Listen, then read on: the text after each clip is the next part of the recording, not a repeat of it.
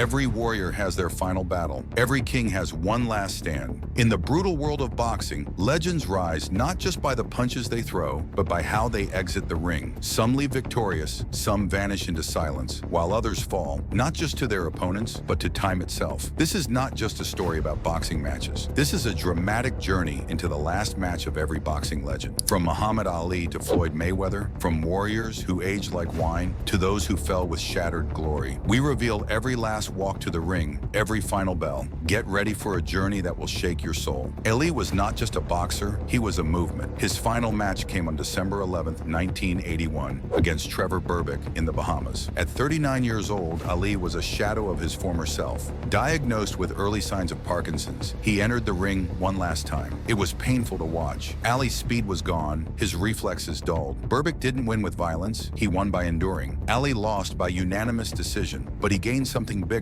a legacy that transcended boxing. Ali's achievements include becoming a three-time heavyweight world champion, an Olympic gold medalist, and a man who refused to fight in the Vietnam War for his beliefs. Even in defeat, he was the greatest. Tyson's final professional bout took place on June 11th, 2005, against Kevin McBride. Tyson, once the youngest heavyweight champion in history, came into this fight broken mentally and physically. He quit on the stool after the 6th round. That moment symbolized the tragic fall of a man who once terrorized the ring. Tyson's legacy is complicated. 50 wins, 44 knockouts, youngest heavyweight champion at just 20 years old, and one of the most feared fighters of all time. But his final fight showed the world a human behind the monster. Roy Jones Jr. had his last professional fight on February 8, 2018, against Scott Sigmon. He won via unanimous decision at the age of 49. Unlike others, Roy went out with his hands raised. A 4-division world champion, Roy was once considered untouchable, blending speed, reflexes, and confidence like no other. But his decision to continue fighting into his late 40s puzzled fans. Still, in his final bout, he showed flashes of his old brilliance and walked away with pride.